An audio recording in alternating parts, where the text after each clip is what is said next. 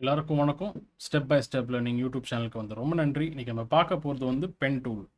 ஃபோட்டோஷாப்பில் pen tool எப்படி நம்ம use பண்ண போகிறது பார்க்க போகிறோம். ஸோ ஃபஸ்ட் நம்ம கண்ட்ரோல் ஓ ப்ரெஸ் பண்ணுறோம். இல்லாட்டி மெனு பார் போய்ட்டு ஃபைல் ஓப்பன் டாக்குமெண்ட், அதுக்கு கண்ட்ரோல் ஓ ஷார்ட்கட் கீ போயிட்டு நம்ம இப்போ சில இமேஜஸ் வந்து நான் டவுன்லோட் பண்ணியிருக்கேன். எப்படி யூஸ் பண்ணுறது அது நம்ம பார்க்கலாம்.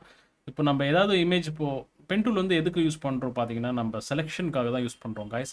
இப்போ ஒரு சப்ஜெக்டை செலக்ட் பண்ணிவிட்டு இப்போ ஒரு கப்போட ஃபோட்டோன்னா அந்த கப்பை செலக்ட் பண்ணி இந்த கப்பை மட்டும் தனியாக இதில் வேற ஒரு பேக்ரவுண்டில் வைக்கணும்னா நம்ம செலெக்ஷன் டூல் கூட யூஸ் பண்ணலாம். ஸோ அதுக்கு தான் நம்ம யூஸ் பண்ணுறோம். ஸோ அதனால் பென் டூல் பார்த்தீங்கன்னா அது ஒரு நம்ம எப்படி நம்ம முன்னாடி பார்த்த வீடியோஸில் selection rectangular lasso tool, marquee டூல்ஸ்லாம் வச்சு பார்த்தோம். ஸோ அது ஒரு செலெக்ஷன் டூல் தான். ஆனால் அது வந்து ரொம்ப ஒரு பேசிக்கான செலெக்ஷன் டூல். இந்த கொஞ்சம் பார்க்க போது கொஞ்சம் கூட காம்ப்ளெக்ஸ், கொஞ்சம் கூட அட்வான்ஸ்ட்.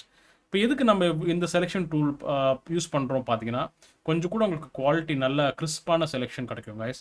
பென் டூல் அதுக்கு தான் நம்ம யூஸ் பண்ணுறோம். ஸோ நான் என்ன பண்ணுறேன், இந்த ஒரு இமேஜ் இருக்குது, இந்த ஒரு லேடியோட இமேஜ் இருக்குது சாரியில், ரெட் கலர் சாரியில். அதை கிளிக் பண்ணிவிட்டு ஓப்பன் கொடுக்குறேன். ஸோ பார்த்தீங்கன்னா ஒரு அழகான ஃபோட்டோ, பேக்ரவுண்டு நல்லா சப்ஜெக்ட் ஃபுல்லாக ஃப்ரேமிங் நல்லா கரெக்டாக பண்ணியிருக்காங்க ஃபோட்டோகிராஃபர். ஸோ இப்போ பார்த்தீங்கன்னா இப்போ அதில் இந்த பேக்ரவுண்டில் சில நிறைய விஷயங்கள் இருக்குது. ஒரு அழகான அந்த பில்லர் இருக்குது. அந்த பில்லரில் நிறையா அந்த ஸ்கல்ப்சர்ஸோட அந்த மாதிரி ஆர்ட் ஒர்க் இருக்குது. ஸோ இது வந்து பார்த்தீங்கன்னா நிறைய கலர்ஸ் இருக்குது கைஸ் இந்த ஃபோட்டோவில். ஸோ அதனால் நீங்கள் பார்த்தீங்கன்னா நீங்கள் ஏதாவது செலெக்ஷன் டூல் யூஸ் பண்ணி நீங்கள் எல்லாம் பண்ணலாம். செலெக்ஷன் டூல், குவிக் செலெக்ஷன் அப்படி வச்சு பண்ணலாம். அப்போது ஆனால் என்ன ஆகுதுன்னா, உங்களுக்கு நிறையா அந்த கலர்ஸ் எல்லாம் நிறையா இருக்கிறதுனால உங்களுக்கு செலெக்ஷன் வந்து ஒரு ரொம்ப பக்காவாக பர்ஃபெக்டாக வர்றது கிடையாது. ஸோ அதனால நம்ம என்ன பண்ணுறது, டீசெலக்ட் பண்ணிடுறேன். Control D for deselecting. ஏதாவது செலக்ட் பண்ணால் நம்ம டீசெலக்ட்க்கு கண்ட்ரோல் டி நம்ம பண்ணால் உங்களுக்கு மறுபடியும் நீங்கள் ட்ரை பண்ணலாம். ஸோ இப்போ நம்ம பென் டூல் கண்டினியூ பண்ணுறோம். P for pen tool, key press பண்ணினா உங்களுக்கு அந்த பென் டூலோட டூல் செலக்ட் ஆகும். இல்லாட்டி இங்கே போய் கிளிக் பண்ணி கூட செலக்ட் பண்ணலாம். இப்போ இங்கே தான் ஸ்டார்ட் பண்ணுறேன். ஸ்டார்ட் பண்ணி நம்ம என்ன பண்ண, கொஞ்சம் ஜூம் இன் பண்ணுறேன். Alt mouse scroll, zoom in, zoom out, இல்லாட்டி control plus control minus zoom in, zoom out பண்ணலாம். இப்போ நான் இங்கே வேணால் ஸ்டார்ட் பண்ணுறேன். இங்கே தலையிலேருந்து வேணால் ஸ்டார்ட் பண்ணிடுறேன் கொஞ்சம் செலெக்ஷன் பண்ணுறதுக்கு. ஸோ இப்போ என்னோட மெயின் முக்கியமான ஒரு கோல் என்னென்னா, இந்த சப்ஜெக்டை வந்து செப்பரேட்டாக எக்ஸ்ட்ராக்ட் பண்ணிவிட்டு வேற ஒரு பேக்ரவுண்டில் வைக்க போகிறோம். சிம்பிளாக தான் நம்ம பண்ண போகிறோம். ஸோ அதனால் இந்த லேடியை மட்டும் செலக்ட் பண்ண போகிறேன். ஸோ இப்போ நான் ஜூம் இன் பண்ணிவிட்டு இப்போ நான் என்ன பண்ணேன், இங்கேருந்து ஸ்டார்ட் பண்ணுறேன். இங்கே வேணால் ஸ்டார்ட் பண்ணலாம், அப்படி ரூல் எதுவும் கிடையாது. இப்போ நான் இங்கேருந்து ஸ்டார்ட் பண்ண போகிறேன். நீங்கள் வேணால் இங்கே லெஃப்ட், இந்த ரைட் இங்கே வேணால் ஸ்டார்ட் பண்ணலாம். ஸோ உங்களுக்கு செலெக்ஷன் உங்களோட எது நீங்கள் செலக்ட் பண்ண போகிறீங்களோ அது உங்கள் இஷ்டம் தான். ஸோ செலக்ட் பண்ணி அதுலேருந்து அந்த எட்ஜிலேருந்து செலக்ட் பண்ணணும் கைஸ், ரொம்ப முக்கியம். ஸோ நம்ம லெஃப்ட் கிளிக் பிடிச்சிட்டு ஒரே கிளிக் பண்ணி மவுஸை ரிலீஸ் பண்ணால் உங்களுக்கு பார்த்தீங்கன்னா ஒரு சின்ன ஒரு டாட் தெரியுது. அது பார்த்தீங்கன்னா ஒரு ஸ்கொயர் ஷேப்ட் அந்த டாட்டு. ஸோ அதுக்கு பேர் தான் நோடுன்னு சொல்கிறோம், சாரி ஆங்கர் பாயிண்ட்னு சொல்கிறோம். இந்த ஆங்கர் பாயிண்ட் தான் இந்த டாட் சொல்கிறது. ஸோ இப்போ நம்ம என்ன பண்ணுறேன், கொஞ்சம் நவுத்தி பென் டூலில் கொஞ்சம் நவுத்திட்டு லெஃப்ட் கிளிக்கை பிடிச்சி, இல்லாட்டி இங்கேருந்து ஒன்று கொஞ்சம் லெஃப்ட் கிளிக்கை பிடிச்சிட்டு இங்கே ரிலீஸ் பண்ணிடுறேன். ஸோ பார்த்தீங்கன்னா ஒரு ஸ்ட்ரெயிட்டான ஒரு செலெக்ஷன் வந்தது. இப்போது 2 ஆங்கர் பாயிண்ட் வந்திருக்கு. அந்த ஆங்கர் பாயிண்ட்டுக்கு நடுவில் ஒரு பீசியர் லைன் வந்திருக்கு. ஸோ ஒரு பீசியர் கர்வ் இல்லை பீசியர் லைன் சொல்லலாம். ஸோ இதை வச்சு தான் நம்ம செலெக்ஷன் நம்ம பண்ண போகிறோம் கைஸ். இப்போ நான் நெக்ஸ்ட் என்ன பண்ணுறேன், நெக்ஸ்ட் இந்த கர்வ் கொஞ்சம் ஒரு காம்ப்ளெக்ஸாக கொஞ்சம் டிஃப்ரெண்ட்டாக வருது. ஸோ அதனால் என்ன பண்ணுறேன், லெஃப்ட் கிளிக்கை பிடிச்சிட்டு கொஞ்சம் முன்னாடி போயிட்டு லெஃப்ட் கிளிக்கை பிடிச்சிட்டு அப்படியே மவுஸ்லேருந்து கை விடக்கூடாது. லெஃப்ட் கிளிக்கை பிடிச்சி அப்படியே நீங்கள் மெதுவாக நீங்கள் மவுஸை மூவ் பண்ணிங்கன்னா வச்சுக்கோங்களேன், கரெக்டாக அந்த லைன், அந்த பீசியர் லைன் இருக்குது பார்த்தீங்களா, அது கரெக்டாக அந்த சப்ஜெக்டோட எட்ஜில் கரெக்டாக வந்து உட்காந்துக்கணும். ஸோ அப்போ தான் உங்களுக்கு கரெக்டாக அந்த செலெக்ஷன் வரும். தெரியாமல் ரொம்ப உள்ளே போய் இல்லை ரொம்ப வெளியே போய் வந்தால் அது சரியாக செலக்ட் ஆகாது. ஸோ லெஃப்ட் கிளிக்கை பிடிச்சிட்டு அப்படியே கொஞ்சம் மூவ் பண்ணுறேன். அப்புறம் கொஞ்சம் உங்களுக்கு கரெக்டாக தோணுச்சுன்னா அப்படியே மவுஸ்லேருந்து ரிலீஸ் பண்ணுங்கள். ரிலீஸ் பண்ணதுக்கப்புறம் உங்களுக்கு இந்த கர்வ் கொஞ்சம் இப்படி செலக்ட் ஆகிருக்கு. இப்போ அடுத்தது என்ன பண்ணுறீங்கன்னா, இப்போ இங்கே பார்த்தீங்கன்னா இந்த 2 ஹேண்டில் இப்படி தெரியுது உங்களுக்கு. லெஃப்ட்டில் ஒரு ஹேண்டில், இங்கே ரைட்டில் ஒரு ஹேண்டில். ஸோ இதுக்கு பேர் தான் பீசியர் ஹேண்டில்ஸ்னு சொல்கிறோம். இது வந்து நோட் சொல்கிறோம், இந்த ஸ்கொயர் பாயிண்ட்டை. ஸோ இது வந்து கர்வ் சொல்கிறோம். இந்த பீசியர் கர்வ் தான் இந்த 2 ஆங்கர் பாயிண்ட்டுக்கு கனெக்ட் ஆகிற லைனை தான் பீசியர் கர்வ் சொல்கிறோம். ஸோ இப்போ என்ன பண்ணுறேன், போட்டதுக்கப்புறம் இப்போ கொஞ்சம் என்ன பண்ணுறேன், முன்னாடி நான் கொஞ்சம் செலெக்ஷன் பண்ணிடுறேன். ஆனால் என்ன ஆகுது பார்த்தீங்கன்னா, உங்களுக்கு அந்த செலெக்ஷன் வந்து கொஞ்சம் லைட்டாக அந்த ஃபிக்ஸடாக வந்து அப்படியே ஒரு கர்வ்ஸ் வருது. ஸோ உங்களுக்கு சரியாக வரல. இப்போ நான் என்ன பண்ணுறேன், ஆல்ட் கண்ட்ரோல் Z ப்ரெஸ் பண்ணுறேன், அன்டூ பண்ணிடுறேன். ஸோ இந்த மாதிரி விஷயத்தை நம்ம எப்படி டேக்கிள் பண்ணுறது அப்படி பார்த்தீங்கன்னா, ஆல்ட்டை பிடிச்சிட்டு, அதாவது லெஃப்ட் ஆல்ட்டை பிடிச்சிட்டு லெஃப்ட் கிளிக்கை ப்ரெஸ் பண்ணுறோம். இங்கே இந்த கரெக்டாக இந்த ஆங்கர் பாயிண்ட் மேலே கிளிக் பண்ணுறோம். ஸோ எப்படி உங்களுக்கு தெரியும்னா, எப்போ கிளிக் பண்ணணும், எங்கே கிளிக் பண்ணுறீங்க தெரியும்னா, நீங்கள் அந்த பென் டூல் கிட்ட கீழே பார்த்தீங்கன்னா வச்சுக்கோங்களேன், ஒரு சின்ன ஒரு ஆரோ மாதிரி தெரியும். அந்த பென்னோட அந்த கர்சர் ஐகான் இருக்கு இல்லையா, அதுக்கு கொஞ்சம் ரைட் சைட் பாட்டம் ரைட் சைடில் அப்படி உங்களுக்கு கர்சர் தெரியும். அப்போ தான் உங்களுக்கு நீங்கள் கிளிக் பண்ணால் உங்களுக்கு என்ன ஆகும், இந்த 2 ஹேண்டிலுக்கு பார்த்தீங்களா, லெஃப்ட்டில் ஒரு ரைட்டில் இருந்தது, இப்போ போயிடுச்சு. ஸோ அந்த ஹேண்டில் வந்து எரேஸ் ஆகும்.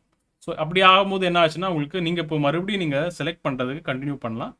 வேணால் கொஞ்சம் முன்னாடி போயிட்டு left click hold drag, left கிளிக்கை பிடிச்சிட்டு கொஞ்சம் மூவ் பண்ணி அப்போ நீங்கள் ரிலீஸ் பண்ணுங்கள். இப்போ மறுபடியும் alt left click on anchor point. எந்த ஆங்கர் பாயிண்ட் நீங்கள் ஃப்ரெஷ்ஷாக போடுறீங்களோ, ஏன்னா நிறைய ஆங்கர் பாயிண்ட்ஸ் இருக்குது. ஸோ அந்த மாதிரி நீங்கள் பண்ணணும்.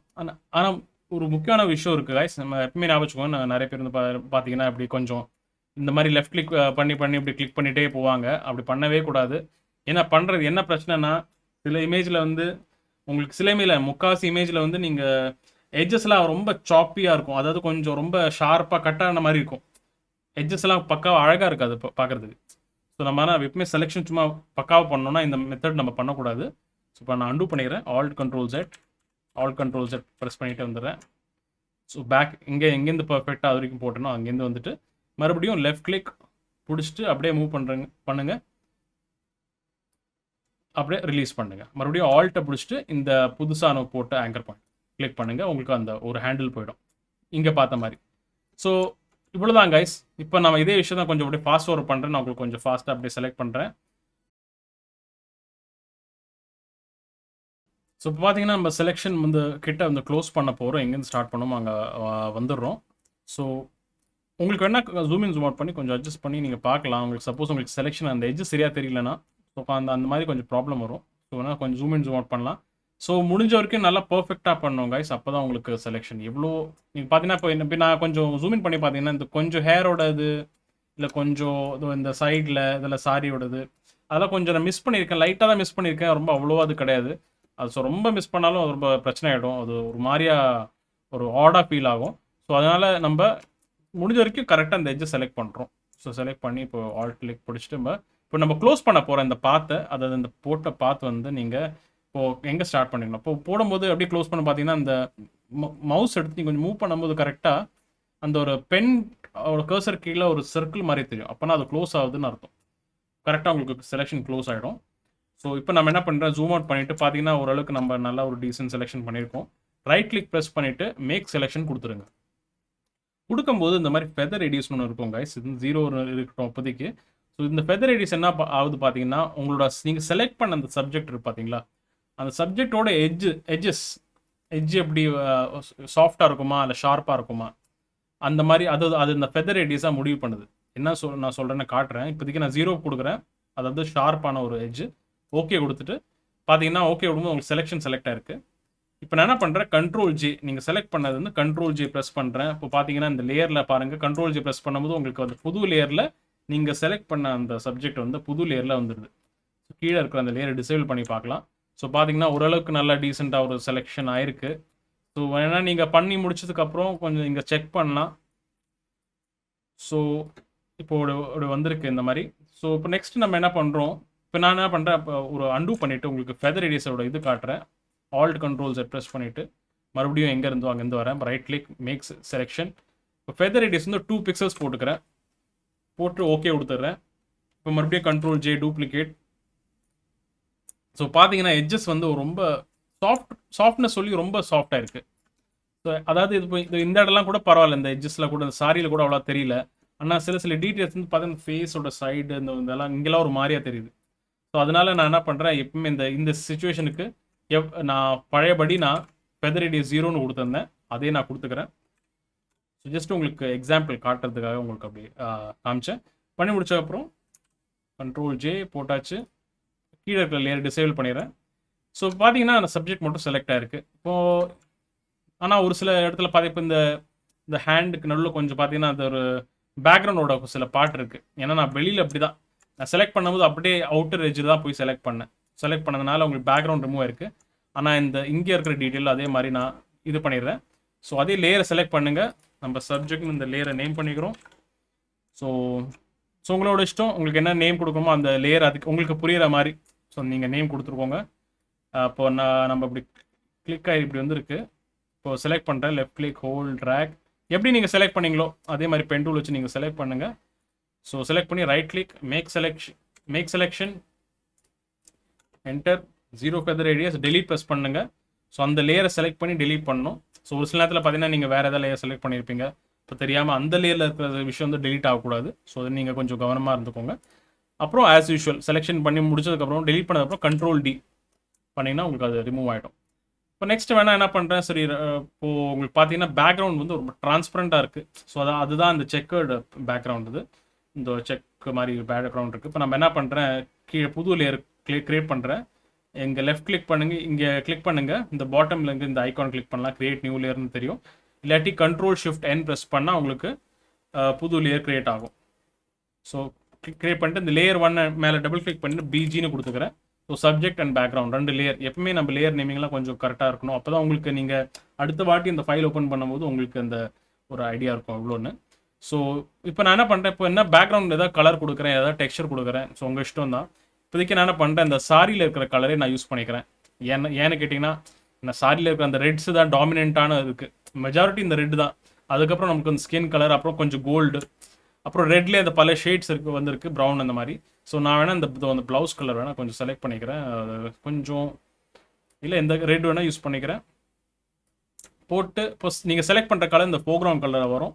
இப்போ நான் என்ன பண்ணுங்கள், இந்த பேக்ரவுண்ட் லேயர் செலக்ட் பண்ணிட்டு ஆல்ட் பேக் ஸ்பேஸ் ப்ரெஸ் பண்ணுங்கள். உங்களுக்கு என்ன ஆகும்னா கரெக்டாக அந்த கலரோட இது வந்து அப்படியே அந்த சாரியில் இருக்கிற கலர் வந்து பேக்ரவுண்டில் போடும்போது அதிலே ஒரு நல்ல ஒரு ரிச் லுக் வந்திருக்கு.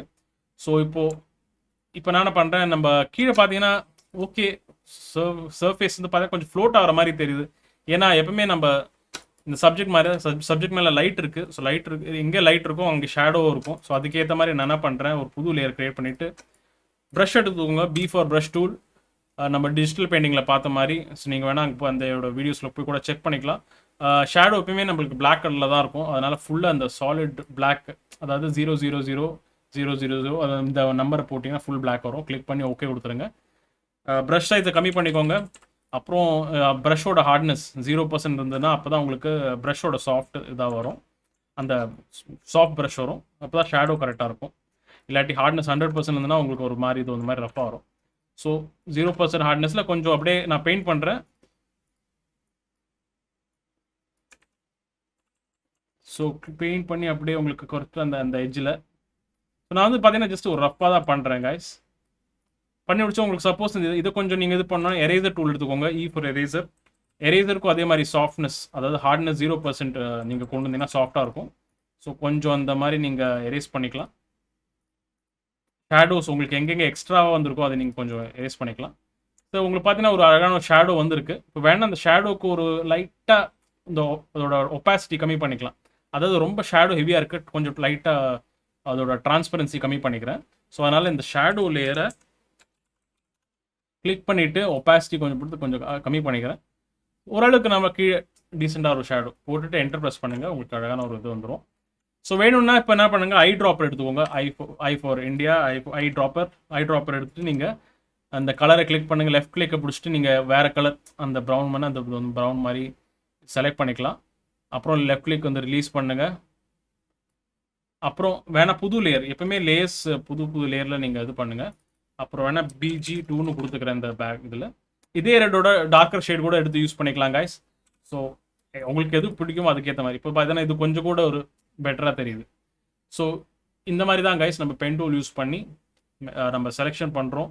செலக்ட் பண்ணி நம்மளுக்கு கொஞ்சம் ஃபைன் டியூனிங் பண்ண வேண்டியிருக்கும். அதாவது இந்த ஷேடோ அந்த மாதிரி செலெக்ஷன் உங்களோட இமேஜ் பொறுத்த வரைக்கும் இருக்குது. ஸோ அவ்வளோதான் கைஸ். நீங்கள் இப்போ நம்ம இமேஜ் பார்த்தீங்கன்னா இந்த சேவ் பண்ணணும்னா இப்போ மெனு பார் போய்ட்டு ஃபைல் கிளிக் பண்ணிவிட்டு சேவ் ஆஸ் கொடுங்க.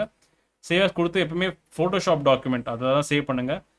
நான் வேணால் செலக்ட் பண்ணுறேன், ரெட் இமேஜ் சும்மா கொடுத்துக்கிறேன். கொடுத்துட்டு PSDயாக சேவ் பண்ணுங்கள். அப்போ தான் நீங்கள் கொடுத்த லேயர்ஸ் எல்லாமே சேவாக இன்டாக்டாக இருக்கும். அப்படியே சேவ் கொடுத்து ஓகேன்னு கொடுத்துருங்க. கொடுத்ததுக்கப்புறம் மறுபடியும் நீங்கள் அந்த ஃபைல் க்ளோஸ் பண்ணிவிட்டு மறுபடியும் நீங்கள் Ctrl ப்ரெஸ் பண்ணி நீங்கள் அந்த எங்கே சேவ் பண்ணிங்களோ அதை கிளிக் பண்ணி ஓப்பன் பண்ணிங்களா, மறுபடியும் அந்த லேயர்ஸோடு அப்படியே இன்டாக்டாக இருக்க போகுது. ஸோ அவ்வளோதான் கைஸ். இந்த வீடியோ உங்களுக்கு பிடிச்சுன்னா கண்டிப்பாக லைக் பண்ணுங்கள், ஷேர் பண்ணுங்கள், சப்ஸ்கிரைப் பண்ணுங்கள். அடுத்த வீடியோ நம்ம சந்திக்கிறோம். Good bye.